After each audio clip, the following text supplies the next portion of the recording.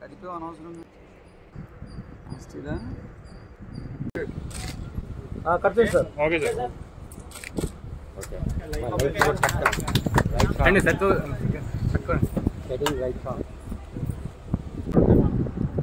వెనకరా వెనకరా మన వాళ్ళు వెనకొస్తే సరిపోద్ది. వెనకరా బాగుంది వెనకరా బాగుంది కొద్దిగా. ఒకసారి లోపలికి వెళ్ళొచ్చా? Rajamahendravaram Lakshmi Honda back side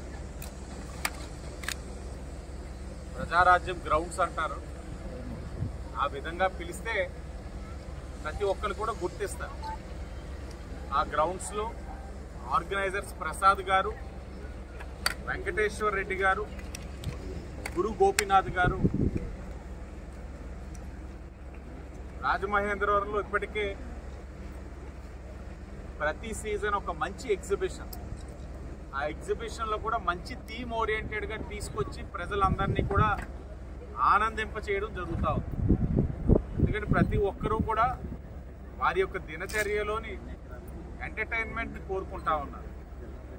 entertainment ఒక మంచి మూవీ ద్వారా రావచ్చు, ఇలాంటి ఒక మంచి ఎగ్జిబిషన్ ద్వారా రావచ్చు. మరి ఎగ్జిబిషన్ పరంగా ఆయన గత సంవత్సరం కూడా సాగర్ కన్యల ద్వారా ఒక మంచి థీమ్ పెట్టారు.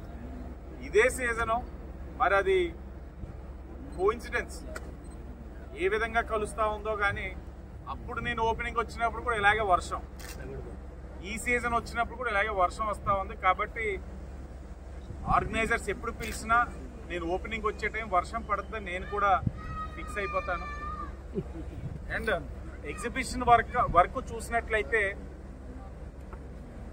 అయోధ్య రామ మందిరాన్ని రిప్లికేట్ చేసే విధంగా ఒక నమూనాని ఇక్కడ ఏర్పరిచారు.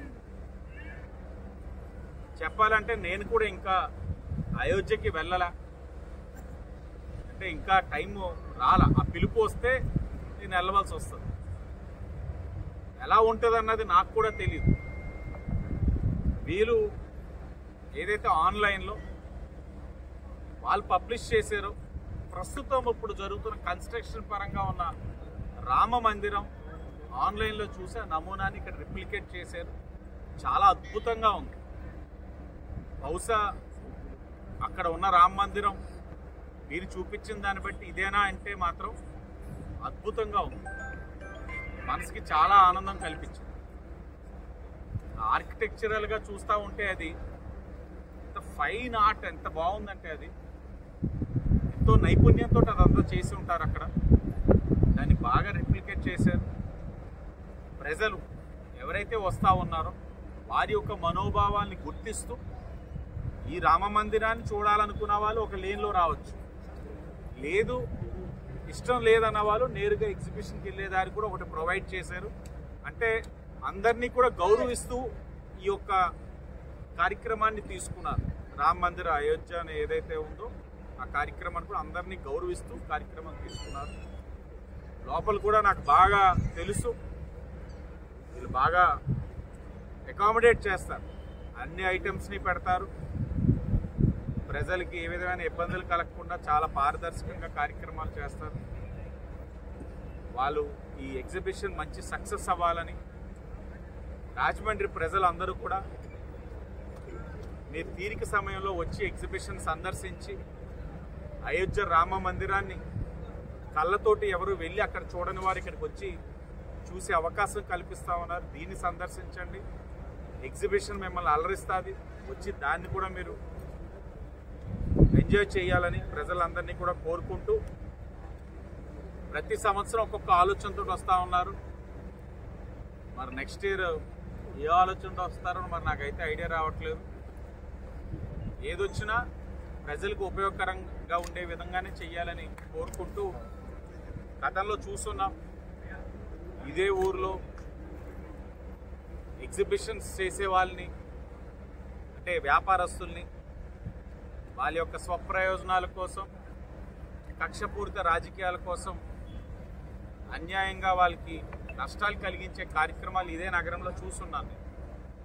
అలా నష్టం కలిగిన వాళ్ళకి అన్ని విధాలుగా ప్రభుత్వ పరం నుంచి సహకారం అందించి వారి జంక్షన్లో ఏదైతే అమ్మ నారా భువనేశ్వరి గారు పెట్టిన సత్యమేవ జయతే సైట్లో వాళ్ళకి మరలా ఎగ్జిబిషన్ ఏ విధమైన టైం బౌండ్ పెట్టకుండా వాళ్ళని నడుపుకునే విధంగా నష్టాలు భర్తీ చేసే కార్యక్రమం తీసుకున్నాను. వ్యాపారస్తులు బాగుండాలని కోరుకునే మనిషిని, కాబట్టి ఈ వ్యాపారం కూడా బాగుండాలని మనస్ఫూర్తిగా కోరుకుంటూ మరొకసారి నన్ను ఆహ్వానించినందుకు ఆర్గనైజర్స్ వారికి మనస్ఫూర్తిగా ధన్యవాదాలు తెలియజేస్తూ, మీడియా వారందరికీ కూడా నమస్కారాలు తెలియజేస్తూ అందరికీ ధన్యవాదాలు.